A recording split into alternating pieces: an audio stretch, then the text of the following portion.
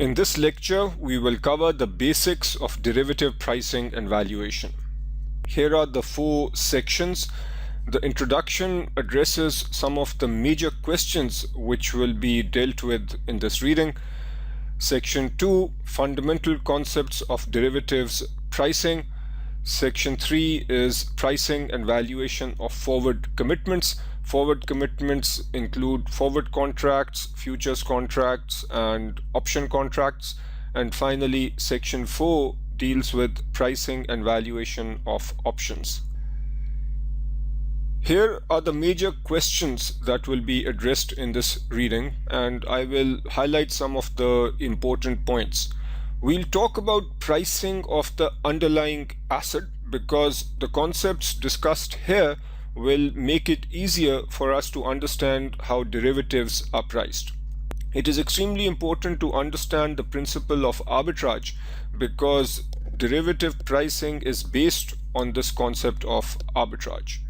We then also look at how the prices and values of forward contracts are determined, and it's important to understand this distinction between the price and value of a forward contract. Next important question is related to the difference between futures and forwards, and specifically in the context of this reading, we need to understand why the price of a futures contract might be different from the price of a very similar forward contract. We also look at the pricing and valuation of swaps. We then discuss the price and value of European options. And finally, we talk about the difference between American options and European options. Section 2, fundamental concepts of derivatives pricing. This section has 4 subsections. 2.1 deals with basic derivative concepts. You've seen this before, and if you don't recall the definition of the different kinds of contracts, you can pause the video and read the definitions over here. Very briefly though, forward contracts, futures contracts, and swap contracts, these are all forward commitments where at time 0, 2 parties agree on a certain price in the future in the context of a forward contract, and then both parties need to deliver. An option contract is a contingent claim because here the payoff will depend on something specific happening in the future, and we'll talk about this in more detail later. Section 2.2 deals with pricing the underlying. As you recall from earlier sections, a derivative is based on some underlying asset or rate. So the price or value of a derivative depends on an underlying asset. For simplicity, I'll just assume that the underlying is an asset, though we will see cases later where the underlying could be a rate. So how do we price the underlying? Let's say the price of the underlying now at time 0 is S0. This is the expression for the price of the underlying, and we'll understand every component of this expression. Let's say that we expect the value of the underlying asset to be something in the future. Let's say that something is 100. So the expected value at a certain point in the future, say this is t equal to 1 year later is 100, though we do not know for certain whether the price will be 100. So the price in the future or the value in the future is depicted by a normal distribution. The first part of the expression here, which gives the current price of the asset, is essentially the present value of 100. 100 is the expected value in the future. We have 100 over 1 plus a rate raised to the power of t. So this is the present value. Now what is R and what is lambda? R is the risk-free rate. Given that the value in the future is uncertain, it is not appropriate to discount using the risk-free rate. So we add a certain risk premium. This risk premium is based on the riskiness of the investment. If the investment or this particular price in the future is very uncertain, then lambda will be relatively high. So collectively, R plus lambda represents the appropriate discount rate for this asset. And then raised to the power of t, because that's the time between now and this horizon value. Now let's say that between now and the horizon value, there is a certain benefit to holding the asset. There might be a cash flow associated with the asset that happens during this period between 0 and t. The present value of that benefit is depicted by the symbol gamma. And that's why the gamma is being added, because it will add to the value. We also have a negative theta. The theta represents the present value of any costs that will be incurred. Let's say that this asset is something that needs to be stored, so there will be a storage cost. The present value of that storage cost is depicted by theta. The overall expression then becomes the present value of the expected future price. From that, we minus the present value of any costs that will be incurred during this period and add the present value of any benefits that will be realized during this period. There are a couple of terms that you need to understand here. One is convenience yield. This is the non-monetary benefit of holding an asset. If you recall, gamma was the present value of the benefit. This benefit might be very tangible. For example, if the asset is a stock, then the benefit would be the dividends that are being received over here. The benefit might also be non-monetary. For example, if the underlying asset is gold and you derive pleasure simply by looking at that gold or by the fact that you have that gold, then that is a non-monetary benefit. So ideally, the gamma should capture both the monetary and the non-monetary benefit, and the non-monetary component of the benefit is referred to as convenience yield. In different textbooks, there might be slightly different definitions of convenience yield, but for this particular reading, just remember this one, because this is what you need to remember here. Convenience yield is the non-monetary benefit of holding an asset. Another term is cost of carry. This is the net cost of holding the asset. If this particular asset has a storage cost given by theta and there is a certain benefit gamma, then the net cost of carry is simply theta minus gamma. So remember that. Next, we come to the principle of arbitrage. Here is a very simple definition of arbitrage which you need to learn. Arbitrage is a type of transaction undertaken when two assets or portfolios produce identical results but sell for different prices. Let's consider a very simple example from the curriculum. We have two assets, A and B. Both produce the same values at time t, but at time 0, A is selling for less than B. This is depicted right here. S0 refers to the price of A today, and S0 B refers to the price of B today. So today the price of A is less than the price of B, but at time t, the two prices are the same. How do we take advantage of this arbitrage opportunity?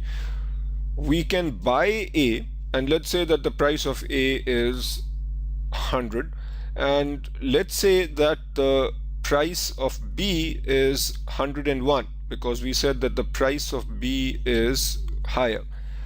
We can short sell B. What this means is that we borrow B and sell it.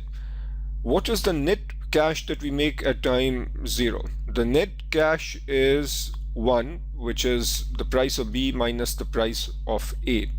Then at time t, since both A and B have the same price, what can we do? We already own A, because we bought it over here, we now sell it for price STA.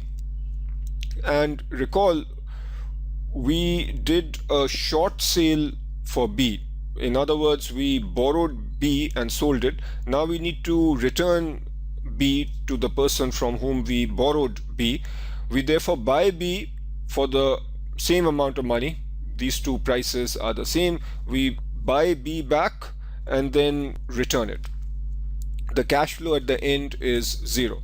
Notice that we made a positive cash flow up front and we don't have any obligation at the end. So this is an arbitrage opportunity. As you might imagine, arbitrage opportunities are exploited quickly and hence do not last for long. If you think about this situation, lots of traders would buy A, sell B. What would that do to the price of A? The price of A would go up. Lots of traders selling B would cause the price of B to come down. So these two would come to the same price very quickly. Keep in mind though that we need to consider transaction costs. If there are transaction costs of buying and selling, then it is possible that there will be a small difference between the price of A and B, because after considering transaction costs, then there might be no profits to be made. Therefore, just because the prices are not exactly the same doesn't necessarily mean that there is an arbitrage opportunity. Given the discussion we've had so far, we can now explain the law of one price. The law of one price simply states that if two assets or two portfolios have the same price in the future, or if they have the same expected return and the same level of risk, then the price today should be the same. In other words, similar assets should be priced similarly. That is the law of one price. Coming now to arbitrage and derivatives. The price of a derivative is tied to the price of the underlying. Therefore, a derivative can be used to hedge an underlying or vice versa.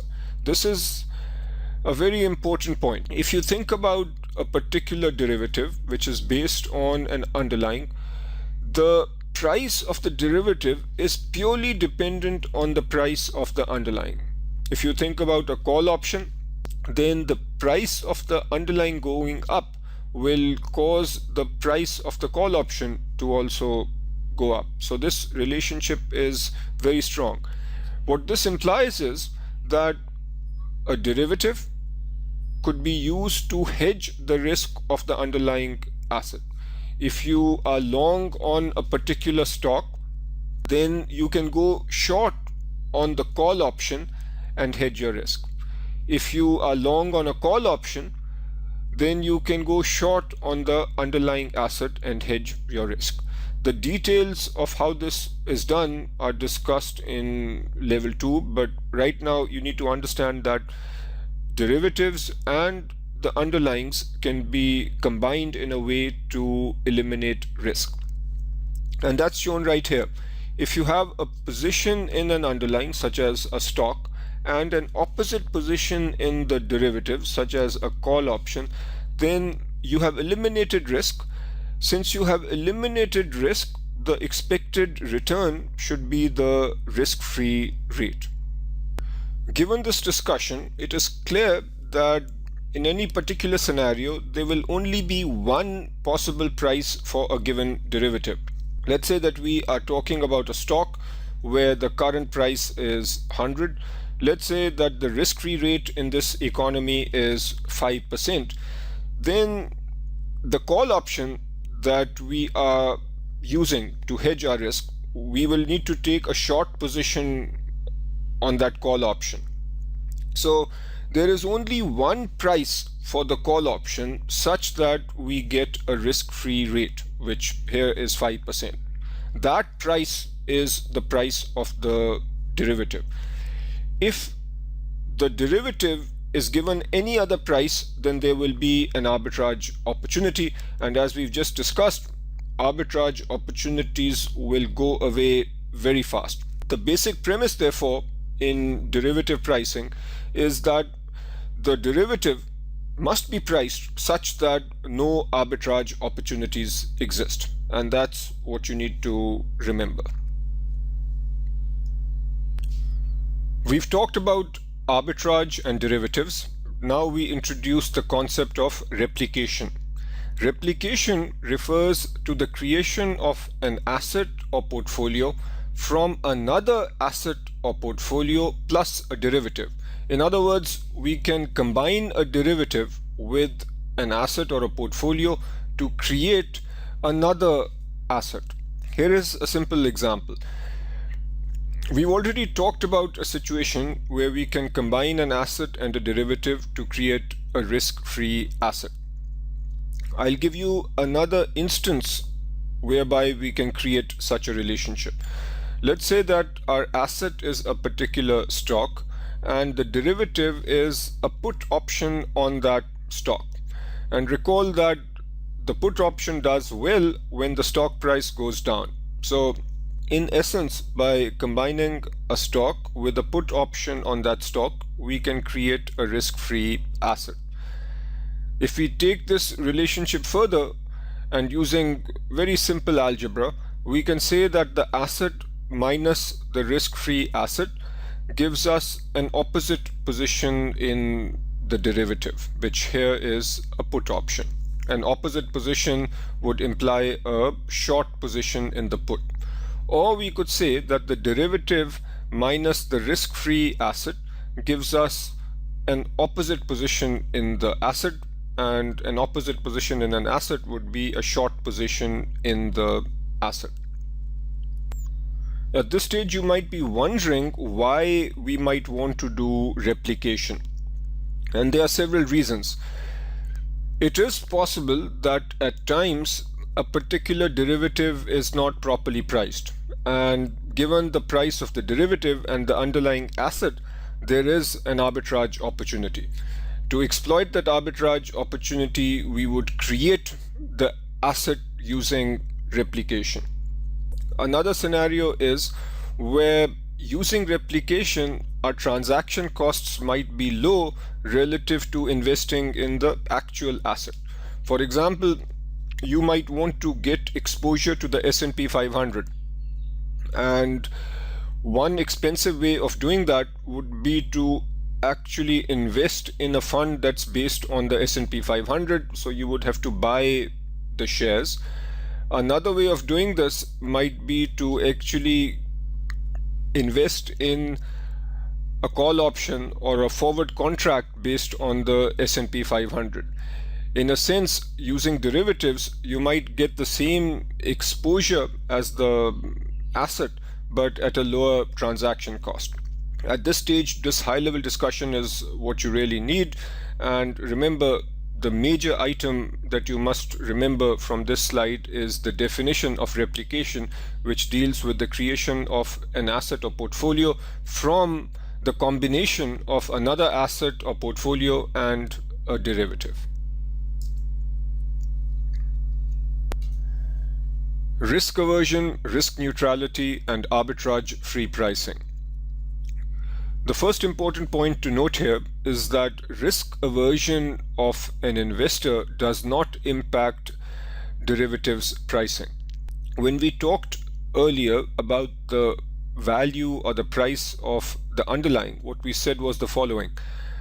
The current price or the spot price depends on a future price, so the expected value of that asset in the future, and then we discount it back at 1 plus r plus lambda to the power of t, because this is a present value. The r was the risk-free rate and the lambda was the risk premium.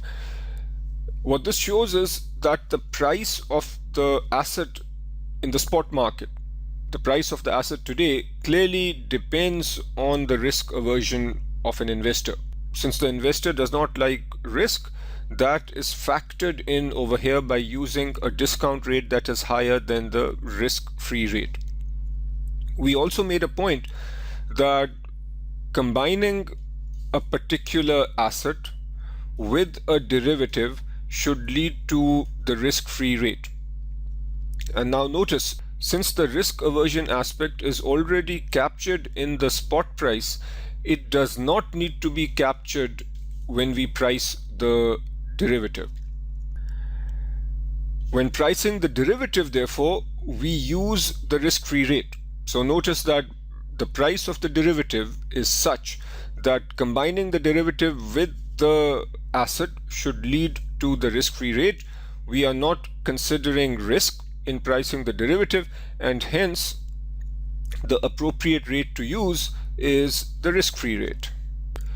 For this reason, derivative pricing is sometimes called risk-neutral pricing. The overall process of pricing derivatives by arbitrage and risk neutrality is also called arbitrage-free pricing, because if you recall, we are using the risk-free rate and we are also making the assumption that no arbitrage opportunities exist, and therefore the pricing method is also called arbitrage-free pricing. The final point to note is that there are limits to the ability of all investors to execute arbitrage transactions. This is simply a reality check. In all our theoretical discussion related to derivatives, we assume that there is no arbitrage, but in the real world, this is not necessarily the case.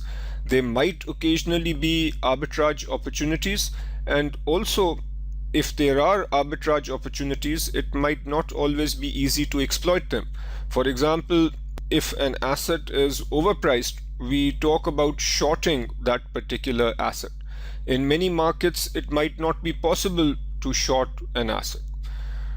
We often talk about borrowing at the risk-free rate, and for all investors, that might not be possible. Another limitation might be related to the amount of capital needed.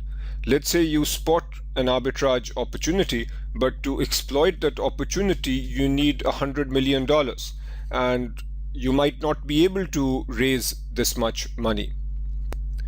Before moving on, I'd like you to work through examples 1 and 2 in the curriculum, and some terms that I just want you to remember as you do the questions are given right here.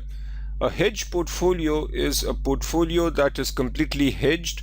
In other words, the expected return from a hedge portfolio should be the risk-free rate. Also, some terms that you have seen in portfolio management and you are seeing again over here are risk-averse investors, risk-seeking investors, and risk-neutral. Most investors are risk-averse in the sense that they require compensation for taking risk. A risk-neutral investor does not require any compensation for taking risk. Section 2.4 deals with the concept of pricing versus valuation. Here we set the stage for the next section. When we talk about a particular asset such as a stock, then the difference between price and value is subtle. Generally, price refers to the market price of a stock. If a stock is trading in the market for $100, then that is the market price or simply the price of the stock. This is an objective number. You know that you can go to the market and buy the asset for this much. Value is the intrinsic value. In other words, you might do a detailed analysis and determine that the actual value of the stock is 110. If you have faith in your analysis and are convinced that the actual intrinsic value of the stock is 110, but the market price is 100, then this stock is underpriced and you should buy it. When we talk about option contracts, such as a call option or a put option, there the concept of price and value is similar to what we've just talked about. The price of a call option, let's say, is $3. This is how much you pay to buy the call option. The value of a call option, however, is based on an analysis of the underlying and the other variables that would impact the value of the call option. If this value is also 3, then the call option is fairly priced. If the value is different, then you might buy or sell the call option depending on your confidence in the particular value. So if the actual value you believe is 3.5, then it would make sense to buy the call option. With forwards, futures, and swaps, the concept of price and value is very different. We'll just touch on it here and then discuss these concepts in more detail in section 3. The price of a forward contract is the fixed price or rate which is embedded in the contract. In other words, when you create a contract to buy an asset in the future, that's a forward contract, and the price that is written in the contract, this is the price that you will pay at expiration of the contract, that is called the forward price. Futures and swaps are fairly similar, and we'll talk about these in section 3. The value of a forward contract is 0 at initiation, because generally the way a forward contract is constructed, at time 0, that's initiation of the contract, no party is at a benefit, and therefore the value of the contract itself is 0 for both parties. But over time, as the spot price changes or interest rates change, then the contract has value for a particular party, and if, let's say, the long party is winning because the value is positive for the long, then for the short party the value will be negative.